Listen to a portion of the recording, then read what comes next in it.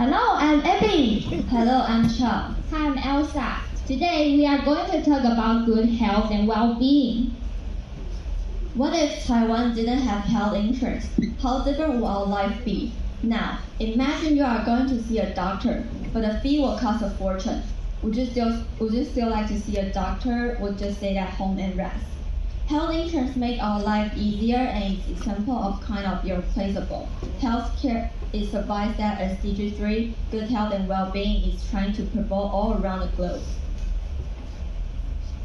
To achieve global health, the UN has separated this goal into several key targets, including reducing the number of deaths from cancer, offering universal health care and essential medicines, and promoting healthier lifestyle for all. Out of all the SDGs, we feel health is the most vital goal, one which we need to make immediate progress on because of its importance to humanity's well-being and future. Today, we will discuss the issue of health around the world, progress we have made, and some major challenges ahead of us. Having a better understanding of the SDG is the first step to change. One of the major challenges around the world is that how lack of resources affect different populations and countries. For example, even though SDG 3 has promised to promote healthy life for all, women all over the world are still disproportionately affected.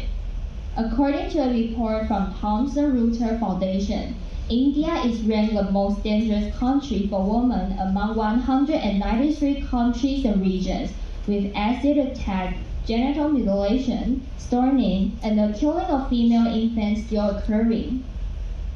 Much of this physical abuse is punishment for women who choose to receive abortion.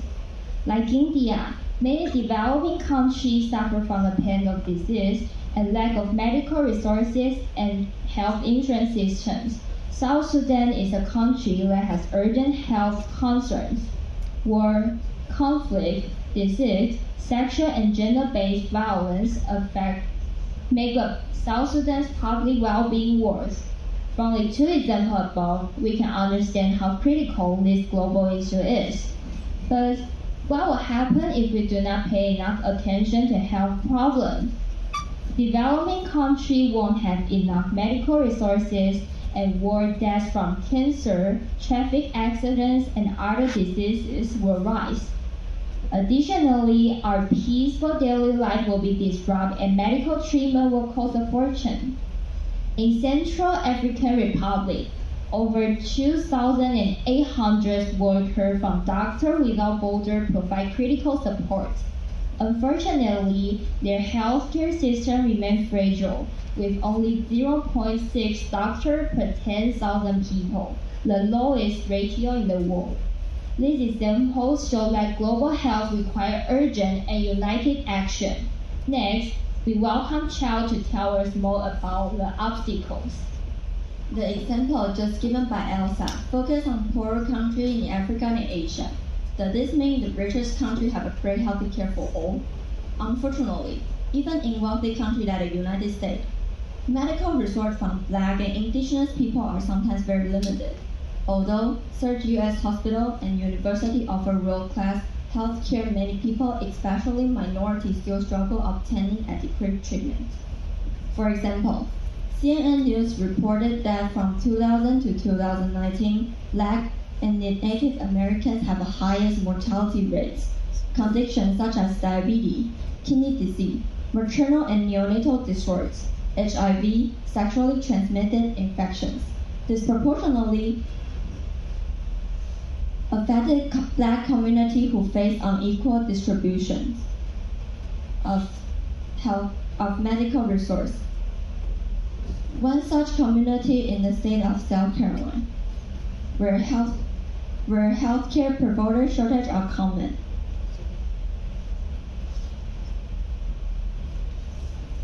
This is mostly Black town of Kansas. There's only one medical clinic to survive entire town of population of 3,200 people. Even if people can make it to these clinics, many of them cannot afford it because they are laid off health insurance. Examples like this are sadly not uncommon in the richest country in the world. Next, welcome Abby.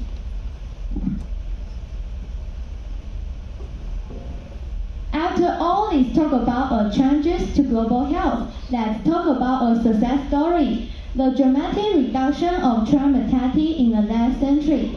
Child mortality refers to the number of children who die before growing up, usually before age of 5. But being born in a country with strong healthcare doesn't mean the struggle of the world count and mortality dropped by 59% from 1919 to 2019. But being born in a country doesn't mean we should ignore the people as enjoy the benefit of it, saving lives and through vaccines to healthcare care. To conclude, we would like to end with where we started, the dream of affordable health insurance and universal health care for all. Is this dream possible? It is. In countries like Malta, government provides universal health care to all residents, ensuring that medical services are accessible to everyone, regardless of income. Of course, Malta is a small country, making public health questions easier to manage. In larger countries, it is not easy for government to focus on everyone's health. Though our system in Taiwan is not perfect, most people are still able to enjoy better care than many parts of the world. But being born in a country with strong healthcare doesn't mean we should ignore the struggle of those in countries without one. As the world becomes more material, institutional, and cultural barriers to adequate care, we believe that change will come together and we can help make it happen.